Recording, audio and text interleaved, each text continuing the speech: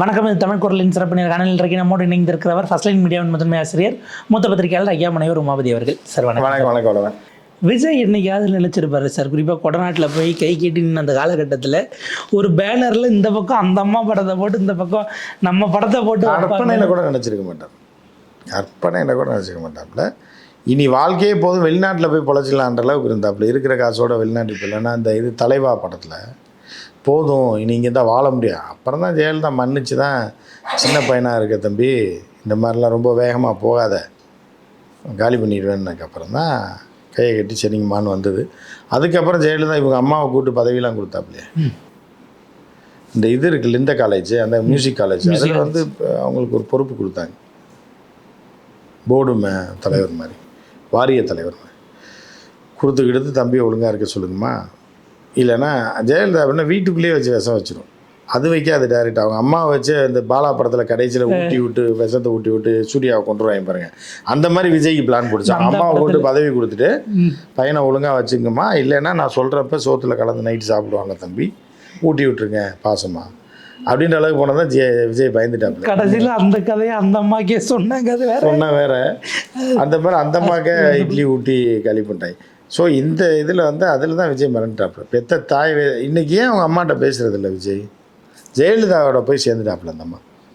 ஏன்னா இவ்வளோ தூரம் கையை கேட்டு நிற்க வச்சு அசிங்கப்படுத்தின அந்த அம்மாக்கிட்ட போய் நீங்கள் போய் வாரிய தலைவர் வாங்கி போய் உட்காந்தா, அந்த இது தீயா கோபத்தில் தான் இன்றைக்கி வரைக்கும் சந்திரசேகரே அவங்க அம்மாவையும் வீட்டுக்கு சேர்க்கறதே இல்லை.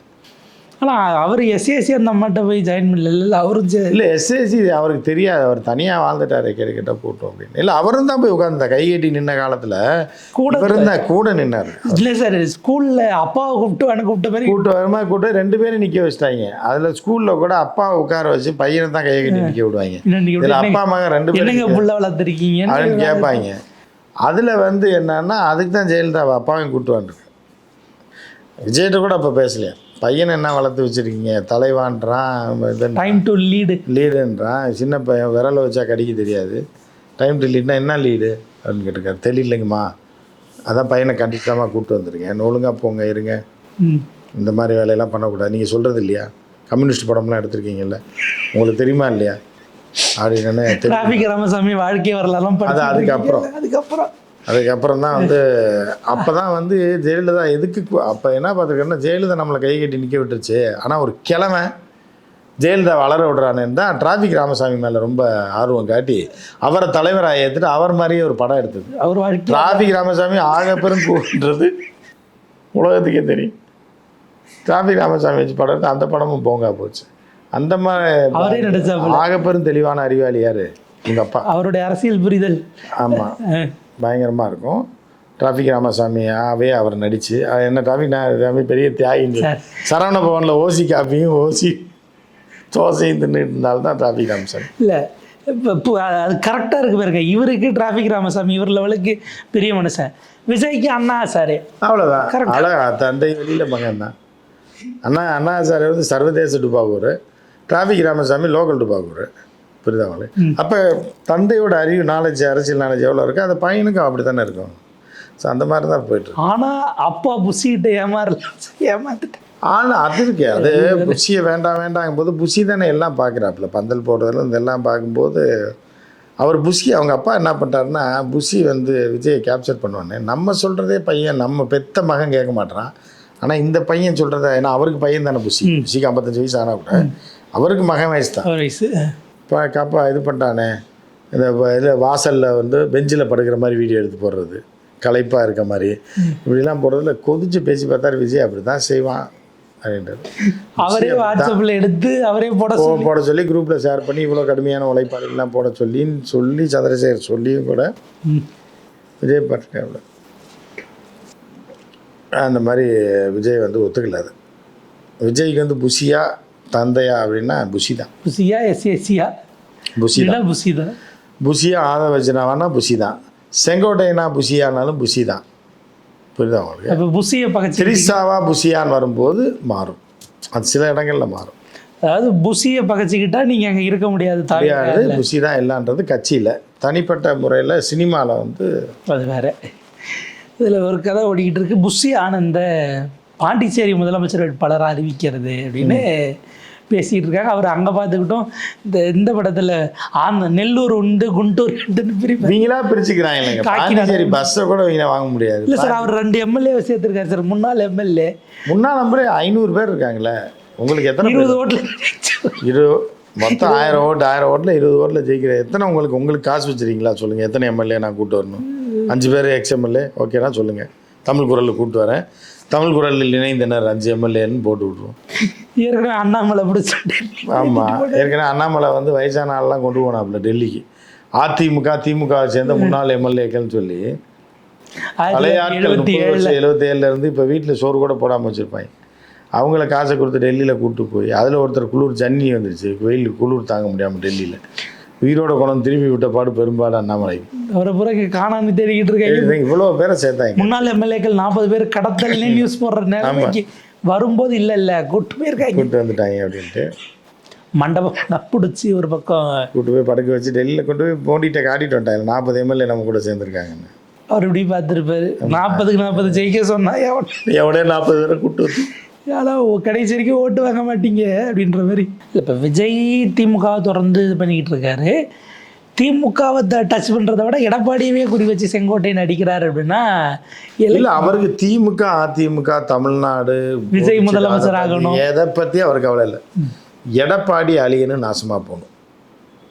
ஏன்ட்டு அரசியல் கற்றுட்டு ஏன்ட்டு எல்லாத்தையும் தெரிஞ்சுக்கிட்டு எனக்கு அடிமையாக இருந்து கொண்டு நான் பார்த்து வளர்த்து விட்ட இப்படிதான் ஒரு மனிதன் முதலமைச்சர் ஆகிற கூட ஓகேன்னேன். ஆனால் என்னையவே அடிப்படை உறுப்பினர்லேருந்து நீ நீக்கின அப்படின்னா உன்னை நான் அழித்து ஓட விடுறேன்னா இல்லையா பார். இந்த படத்தை ரஜினி சொல்லுவாப்புல, இல்லை வீட்டெல்லாம் விட்டுட்டு தெருவுக்கு வரையா அண்ணாமலையில் அசோக் இந்த நாள் டைரியில் குறித்து வச்சுக்கணும். அவர் வந்து எடப்பாடியார் வந்து நாள்லாம் குறிச்சிட மொத்தமாக போட்டு தள்ளுறாரு. எந்த நாளாக இருந்தாலும் நல்ல நாள் தான் சொல்லி எடப்பாடியாரை முடிச்சுக்கிட்டு அதோட எடப்பாடியார் அரசியல் 27 என்கிற ராசியான நம்ம அன்னைக்கு போயிட்டாரு. அன்னைக்கு எல்லாம் சொல்லியிருக்காங்க 27 வேண்டாங்க, ஏற்கனவே 41 பேர் செத்துருக்கான், ஜெயலலிதா ஜெயலி எல்லாம் நடந்திருக்கு அப்படின்போது எனக்கு விஜய் நல்லா இருந்தாலும் நாசமாக போனாலும் எனக்கு கவலை இல்லை. எடப்பாடியார் அரசியல் விட்டு போகணும், அதுதான் எனக்கு முக்கியம்னு சொல்லி போய் சேர்ந்துருக்காங்க. இது சார், இது ஸ்னேக் பாபு சொல்ற மாதிரி பாம்புக்கு பால் ஊத்துறியோ பாயா வைக்கிறது முக்கியம் இல்லை, பகை தான் படம் எடுத்து கொத்தாம விடாதுன்றது மாதிரி தான். அந்த தான் அப்படியே இங்கே பொருந்தும் யாருக்கு, இவருக்கு செங்கோட்டையன் பொருள். ஏன்னா ஒரு காலத்தில் எனக்கு கைகால் அமுக்கி விட்ட ஒரு நபர் எனக்கு என்னையவே வந்து எம்ஜிஆர் காலத்தில் எம்ஜிஆர் கூப்பிட்டு சிறப்பு பதவி கொடுத்து செலவுக்கு பணம்லாம் கொடுத்து செக்கெல்லாம் கொடுத்துருக்காரு.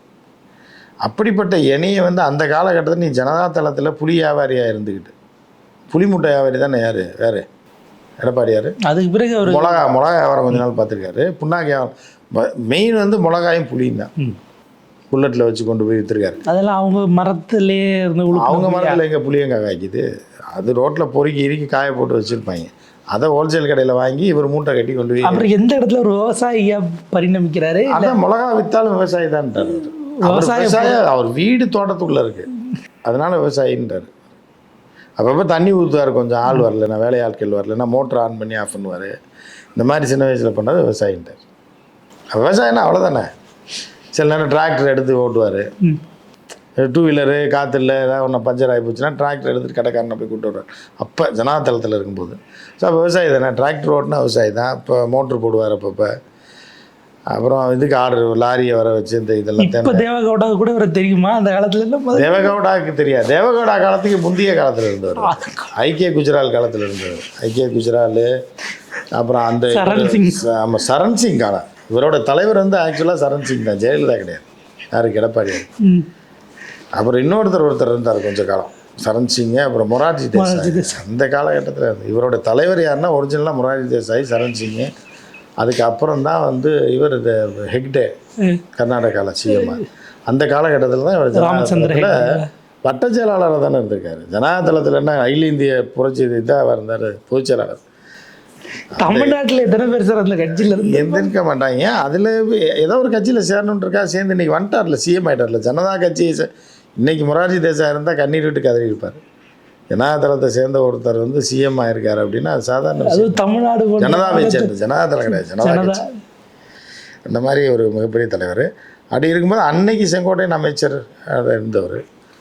அப்போ நான் என் கூட இருந்துட்டு என்னைய பார்த்து அரசியலுக்கு வந்துட்டு நீ என்னைய வந்து அடிப்படை செங்கோட்டையன் என்னென்னா அடிப்படை உறுப்பினரை நீக்கினது தான் அவரால் ஜீர்ணிக்க முடியாது. நீ பாம்புக்கு பாயா வச்சிட்ட இனி அவ்வளோதான் அப்படின்னு பாம்பு பாய்ச்சனை கக்காம விடாதுன்ற மாதிரி நேராக வந்து சேர்ந்துட்டார். சீண்டி விட்டது அப்படிங்கிற இடமா அது போயிடுச்சு. பாப்போம் சார், இது அடுத்தடுத்த கட்டத்துக்கு எப்படி போகுது அப்படிங்கிறது நம்ம பார்ப்போம். உங்கள் நேரத்துக்கு முறைகளுக்கு நன்றி சார்.